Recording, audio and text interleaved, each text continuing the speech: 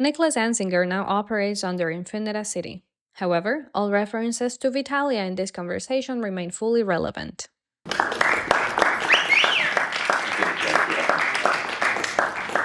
All right. Thanks everyone for being here to my presentation. I have a clicker. So I'm going to do something unusual. I'm not giving my usual presentation about Vitalia. Hear a bit about that, but that's not my main point. Today, I'm going to give a completely brand new presentation that I've never given before. So even my team that is here in the audience hasn't seen that content before. Nobody has. So these are some newly formed thoughts. And I'm giving this presentation because we're here in Aleph. And yesterday, we were also hanging out with our friends from Forma, building Solana special economic zones. And Aleph is also seeding the foundation of a crypto city and is gearing towards becoming a special economic zone. So I want to give the talk today really to explore that idea a bit further, crypto cities. Right, so bringing in some of my own practical experience and then some real world use cases that we're already seeing and some actual challenges that we're facing that aren't solved yet. And maybe this brings us a bit closer to understand what are crypto cities and can they help us solve real problems. For a bit of background, who doesn't know yet about Vitalia? So with Vitalia, we're building a network of biotech hubs. Right, so our mission is longevity, life is good, death is bad. We want to make death optional through like advanced therapies and drugs. We have a first hub in Roatán, Honduras, in the most advanced legal system in the world, called Próspera. We started also with a pop-up city with 500 people, similar to Crecimiento, to Aleph. And now we're building a permanent city district. Right, so we have a couple dozen full-time residents. The startups we have about 15 million in funding in total. And we have some local biotech companies developing gene therapies, cybernetics, implants, 3D bioprinting, and things like that. This is the place, right? So it's kind of a tropical paradise, really beautiful. If you ever want to visit, this is a bit of a rendering how it could look like in the future. To get the point across, we're actually building physical cities. Right, so this is not just like a digital thing. Why we're doing it, just in brief, Irum's law, right? So for the price that got us 100 drugs 60 years ago, we're now getting one drug, right? So there's a slowdown of medical innovation. And that is because of a three-letter agency, the FDA, was largely responsible or emblematic of it or a symptom of a wider trend of institutional sclerosis. And our friend Balaji Srinivasan once said it was easier to start Bitcoin than to reform the Fed, more easier to start a new country than to reform the FDA. So the good news for any of you in the audience who's thinking about starting new cities or new societies and jump on the bandwagon of Balaji's idea of the network state, there's actually an abundance of jurisdictions out there that are open to do something new. Right, I've mapped here the ones where I know some medical city projects. There's way more that are existing, and there is way more that are potential, right? So these are just the ones that I personally had exposure to, but there is at least a dozen more. So jurisdictions, smaller countries especially, are really eager to attract capital and talent. That's why they want to see the best and brightest in a frontier field like crypto or longevity. Also, health and longevity is a growing trend and viewed positively. So that's good. And also, I've once did this map of existing startup city and startup society projects. So it's really becoming a growing movement and something that is a realistic possibility where we're collecting practical experience in. So crypto cities. Do we need crypto to build new cities? I suggest to start with the problem. Right, so is crypto solving a real need to start a new city? My short answer is no. Right, there's other things that you need to do to succeed at starting a city, but building a city on crypto or using crypto as a technology is something that I think makes it future-proof, that makes it better in many meaningful ways. So, and I say that, because in crypto, there's a bit of a tendency to have like complex incentive design solutions to sometimes problems that don't require as much tech or actually have more elegant solutions. So that's why when it really starts, help us all think what is the problem set that we're out to solve when we start new cities. So I collected 5. These are based on practical experience of being involved with many of these projects and especially with Próspera. So first of all, the biggest challenge is probably political stability. So what we need to succeed in many of these projects, especially in frontier technology, is legal autonomy. Right, so we need a very high degree of flexibility to adopt our own or new institutions. And you could get that in the countries that need it most, which are typically poorer countries. But these poorer countries are often politically unstable or corrupt. It's kind of a catch-22. You'd get most political stability in countries like Switzerland. But Switzerland doesn't have a big need for these kinds of things. They're already very successful. And what it does is, if you're an organization that has this kind of legitimacy and autonomy, it often bogs you down in diplomacy, right? So your diplomacy will be your number one focus because there is interest groups or like shady politicians or whatever that want to kind of establish themselves. So that's one big challenge. Can you solve that with crypto? I don't think so, unfortunately. The second challenge is reputation building. All right. So like anything new, any startup that you do, nobody knows you, right? And nobody cares as a result. But what you need to be kind of a recognized society is reputation, especially when you're building something that requires high technology. The challenge is that people with a reputation don't have a strong incentive to support you because they built their reputation within the existing structure, within the status quo. So they've invested time and capital and have recognition in the kind of world that exists already while you're trying to build a new world. That means you need to rely kind of on unproven people or people who are really startups, starting out establishing a reputation for themselves, right? And, there is very few startups that are successful, right? So you don't know which one is going to make a difference in the end. Third, there's a different kind of capital needs for these kinds of projects. That's actually a big challenge, and there could be ways we could think about how crypto can solve this. But what is different is that you need land and real estate, right? It was actually once trying to figure out why venture capitalists don't like land and real estate, and they found out the answer. It is that there's high upfront costs, right?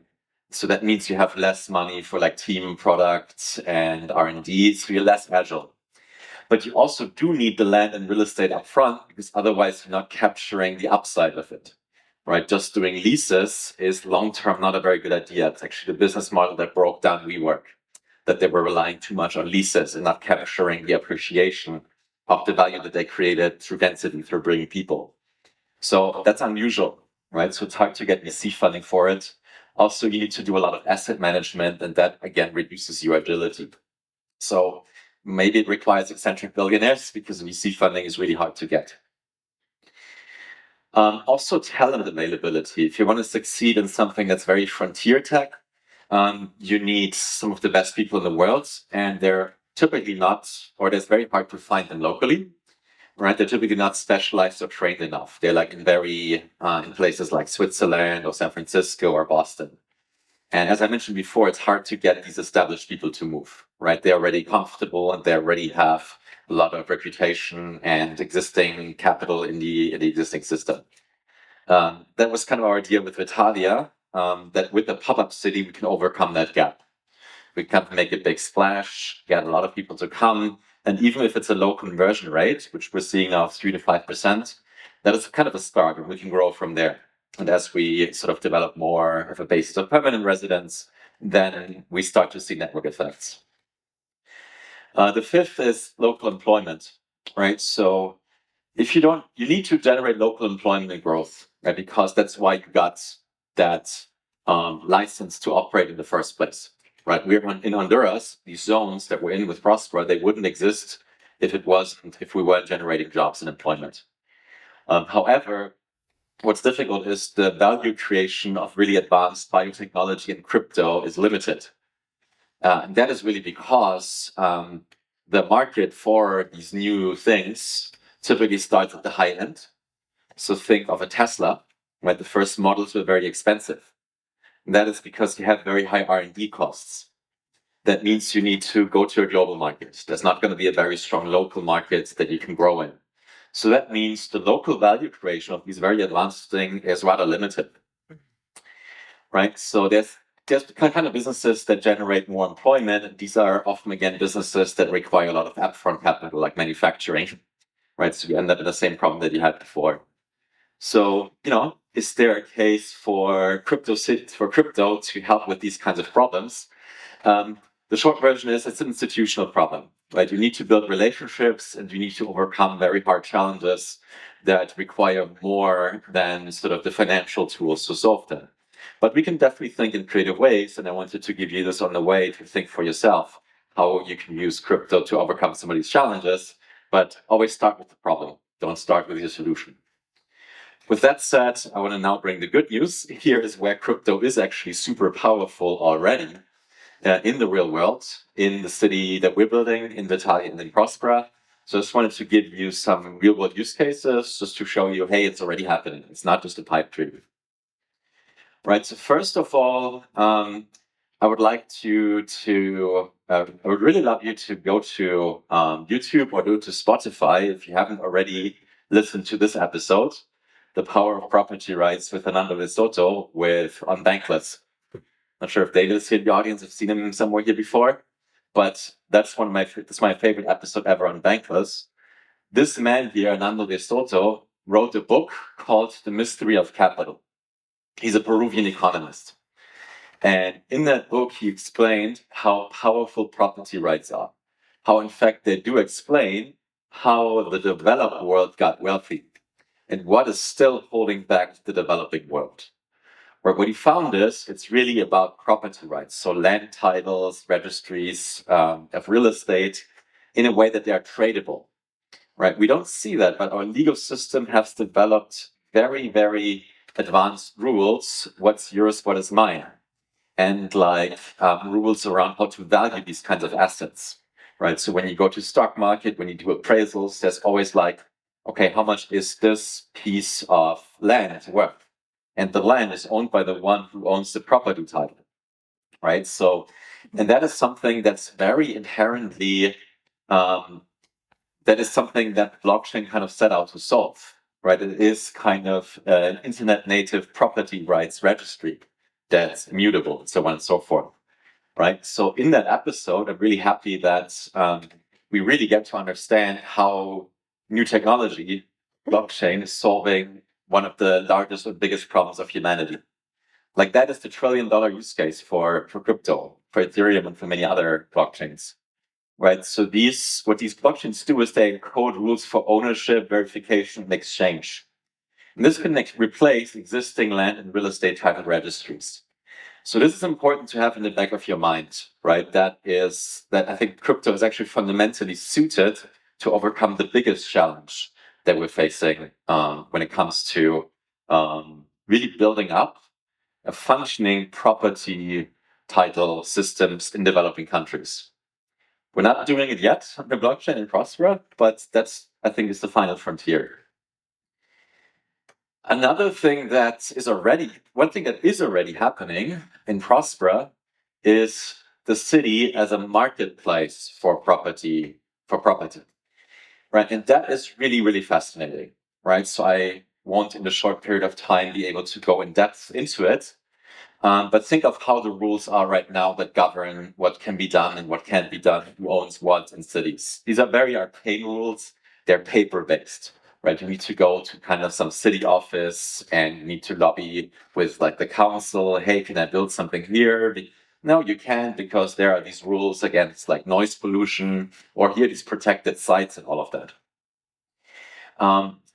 In these kind of places, and what Próspera is already doing is creating an open market for property rights, right? And that is something that is really new, right? So 3D property rights exist in some places like New York, but they're not widely used all over the world, right? So 3D property rights, meaning you go up into the air. You cannot buy only land that's physical, but also parcels called voxels of areas that go into the air. right? So this is called severed rights. So this slide is a bit overwhelming, but I just want to hint at something that is really, really fascinating, and we can barely scratch the surface of this. So the idea of severed rights is really, really fascinating. So there's more than just there's different ways how you can conceptualize ownership of something, right? So, and in Próspera, they distinguish in between 5 kinds of rights, right? So maybe you just want to look at one of them, right to exclude. Which speaks to what I mentioned before, like noise pollution, for example. So this right is denoted air rights, and when embedded in a geocoordinate defined cubic meter, blah, blah, blah, can be valuable in densely populated areas where certain resources such as airspace is limited. This is what you need to build a market for drone delivery, right? And a market for, your neighbor, there's others, okay, your neighbor can't do like noise pollution, loud parties or whatever. So it sounds very complex, but it's really, really fascinating. Like we had architects there. To them, that's like the frontier of their profession, that you can really think of how to build the physical space and order and structure it in different ways. Another one, financial education. So that's something more simple. That's already happening in Próspera, right? So there's one project called MITH Academy, a Bitcoin education center, and financial education for sovereign individuals and residents. How do you protect your money against the state? How can you, have self-custody and all of that? And it's brilliant. These guys, they have like children's books in Spanish that they show to the kids at local schools. And they're setting up businesses with Bitcoin wallets. That is really great and fascinating, really. Also, crypto payments, of course, that's like the easiest thing, but it's widely practiced there, right? So I've seen in Crecimiento, this is all happening also with Morphe and tokens. Excellent. So there we use crypto payments for car rentals, apartment rentals, taxes. I'll go to that in a second. And paying a restaurant. Most commonly used is Bitcoin, Ethereum, and Solana USDC. Also, what's really cool, so I bought an apartment, right? And I could pay for my apartment in crypto, of course, right? And then I went on Aave to collateralize my crypto, so my Bitcoin and my Ethereum, and I was borrowing USDC against it, right? So I have that in my holding company, and then I was doing a mortgage contract for myself, so I pay it back. So basically, I did like a permissionless self-mortgage to buy my apartment. I was really fascinated by that, right? Taxes, right? So you can right now, there is a jurisdiction in the world where you can pay your taxes in crypto. I think it's possible in El Salvador in Bitcoin. Has anyone done that before? Yeah, anyway, there you can do it, right? So at prosper.hn, you can set up an entity and you can pay for all your services, Bitcoin, Ethereum based, and Solana based currencies. There's also a really cool thing, really cool innovation called Próspera tax credits or PTCs. They're a Solana-based token. And basically what you do is you get a discount on your taxes if you pay them now rather than later, right? So if you pay 10,000 now into the entity, you get 13,000 tax credits. So you get a 30% discount, right? Because to them, it's more valuable to hold the cash now than later. And if you plan therefore to be a long amount of time, that is a very good deal for you. But very simple. I really like it. Like this is the kind of stuff, okay, that's not like complex financial or incentive design engineering. It's very simple, right? So if you have long-term plans to be there, you just get these tokens and you pay in them. Also something that I really just today realized something that we're doing. It's just because we're doing it. It seemed to us like something that just makes sense. But integrated arbitration, right? So are there any lawyers in the audience? No lawyers? Okay. So arbitration basically is private courts where they adjudicate disputes between private parties. When you become a Próspera resident, you basically sign a social contract with Próspera. And as part of that contract, you agree to binding arbitration.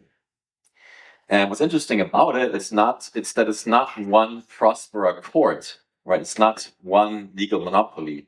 Everyone can have their own arbitration service provider, right?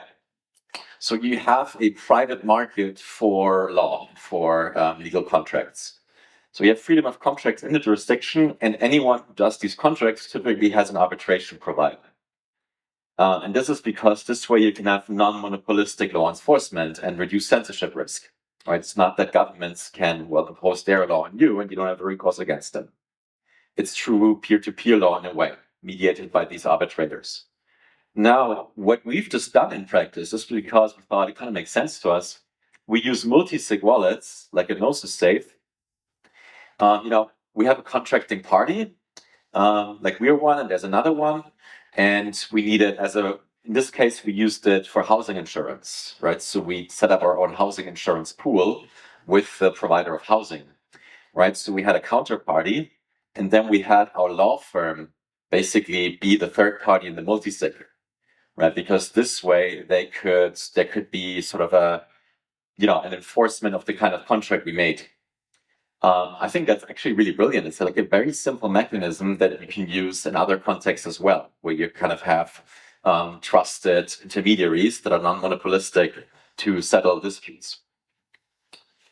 There's a couple of more solutions that we need, right? So a couple of solutions that I can think of, but I'm pretty sure in an audience like this, people can think of a ton more solution. Right, so I think that sort of trusted third-party intermediaries, social smart contracts is something that can be a lot more explored. Like, what kind of legal mechanisms can you put on smart contracts? You could have, like, if you want to set up a charity, right, where you have like a treasury of something that's there for the common good or like for a charitable cause, you can have this auditable. So I think this would help sort of against a lot of corruption. Identity verification, of course, it's already happening here at Aleph, also in Suzalu. I think one kind of problem with that is in practice you need KYC, right? If you want to be like a physical resident in the jurisdiction, that's just not going to work anywhere that they not do a background check on you or know who you are, right? So, I mean, feel free to disagree with me. I'd love to debate with you. In cyberspace, yes, it can be anon.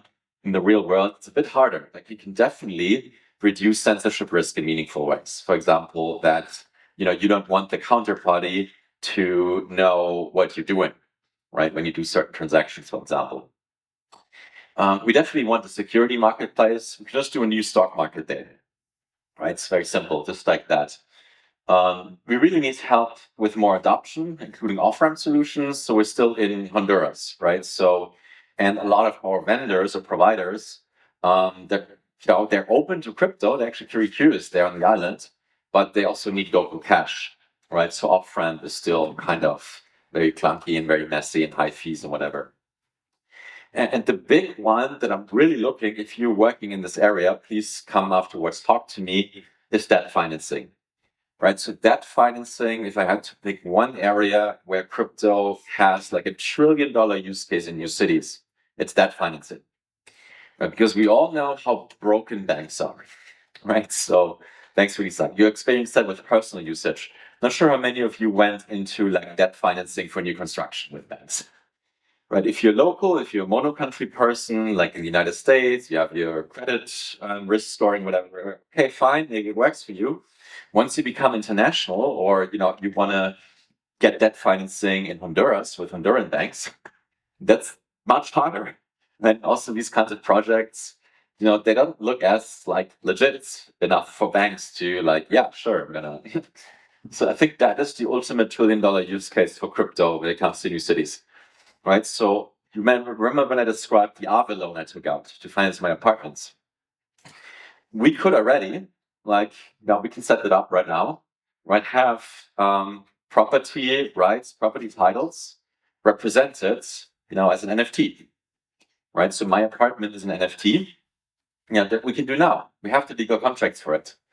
All I need, or that we need, is basically a liquidity provider. So like an Aave, there's other protocols, and we need to figure out a process where we say, okay, this asset is valued at amount X. Right, so that's some kind of appraisal. So this way I can then borrow money against it. That is my dream. If we can make this happen, And if they're an appraisal process for new construction projects, that will be the ultimate protocol for crypto to build real cities. That financing, right? That's the one thought I'd like to leave you with. Any of you who's in the audience who figures out a solution to that problem, that's going to be a super, super, super big company. So I'd like to, as a final note, invite you to join us if you're already, a builder in crypto, but also if you're interested in longevity and biotech. Right, so we're doing a whole month of programming in October 19 to November 25, called the Crypto City Builders Month. Right, so there we work on some of the solutions that I described already. And if you're working in any of these fields, this is going to be the right opportunity for you. You can work directly with us, with Vitalia. You can work directly with Próspera. You can build solutions that they could use right then and there. Right, so we generally with Vitalia, again, we live on this island in Roatán. We're open throughout the year. We're building a permanent district. We want it to grow. We want to have thousands of residents in the future. And we're creating these events for you to explore it if it's the right thing for you. So check this out and hit me up after the presentation or connect with us if that's something that you want to explore. And I hope to see you there soon.